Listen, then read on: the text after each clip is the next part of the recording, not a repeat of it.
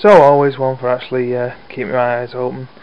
I thought to myself, oh, look at this Hoover. You know exactly what I thought. I thought, look at all that free cable. Anyway, grabbed the Hoover, and I'm walking along from my tired, long day down the pit. I think this is a very heavy Hoover. And I noticed this. It's a steam cleaner.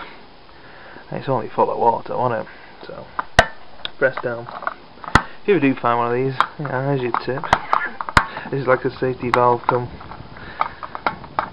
filler. There you go. And let the bloody water out. Anyway, there's a lot lighter after that. But, well, that was harder to do than I thought with one hand. Apparently this is the release, and then you press down on it. But, take the main body away.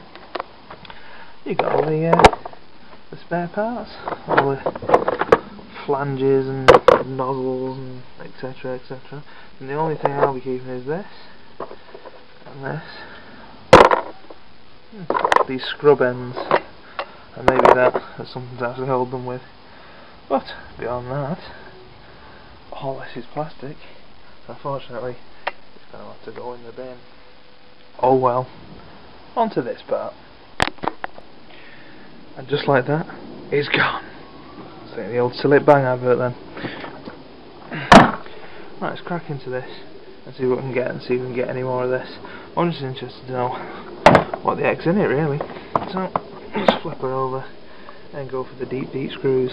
I'll undo this and then we'll come back to it. I dropped it.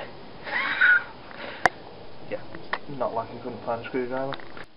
Right, I've brought my little pretend motorcycle petrol tank in because it's Sunday, my only day off, and all you can hear out there is car alarm noises and people trying to stuff their rubbish into overstuffed bins. Anyway, made out with some brass fittings, a nice cheeky clamp there, which we can actually undo and reuse. This is just rubber hosing, so I've snipped it. Safety valve, I'll be dismantling that in a minute, and you can see all the nice brass underneath that. Lots and lots of copper wire, more copper wire. This is stainless. Again, another Tesco favourite, 99p, magnet. So, yep, to show you that. Sticks on there. So, this is stainless. On the bottom, of course, heat pad. It's having the heatsink gel there to actually heat the water up and make it into steam. So, I'll be disconnecting that. So, this is your pressure cap cum safety valve. So I've just undone the incredibly rusty bolts all the way around, and it should be a nice big brass fitting underneath. Let's have a look. So that's it. You can see there where you'd press down to turn. I think possibly underneath there will be a spring. There you go. But I ain't removing that. I'm just going to smash this plastic off with a hammer and call it a day. Rest of this goes to be recycled. Anyway, onto the heater pad.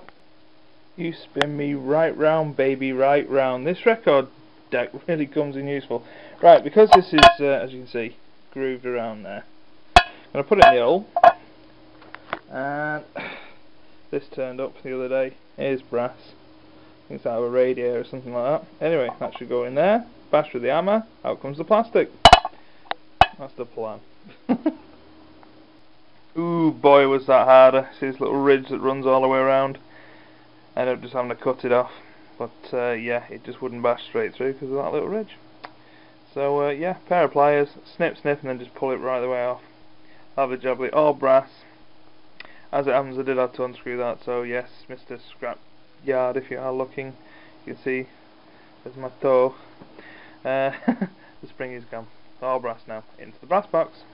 Take this coupler off, and then we'll see about the brass fittings. Lovely! Might actually be able to just untwist it. Let's get a spanner on it. Just unscrew that then.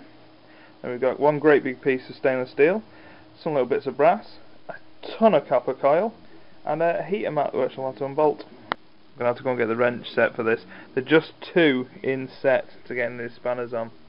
But I've removed the temperature sensor, and I've removed all the wires and everything like that. So that's all our wire.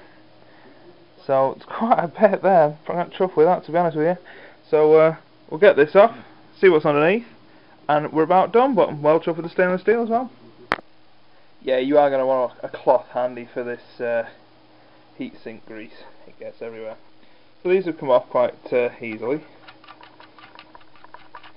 So we'll soon have this undone. Just going to remember, test your bolts. You never know what they're made of. And I do know this is magnetic. So let's see what's underneath. Nom noms. I'll probably have to get that wiped down, to be honest. But yeah, that is now all one big stainless steel pressure vessel. This looks like aluminium. It's not magnetic. It was the bolts that were actually giving me a false reading. It looks like aluminium, and that looks like copper. So it looks like some kind of heater coil going into an insulated copper body, which is then either coated or just runs around the centre bit, and the outside is aluminium. So be interested at some point to maybe to bust this out and see what it's about. But, anyone got any information on it, give us a shout. Anyway, I'm going to pause here because it's Sunday and I've got to nip out for the shot. Oh, doesn't real life impact what you want to do for fun? Anyway, love, kisses, hugs, the rest. Bye.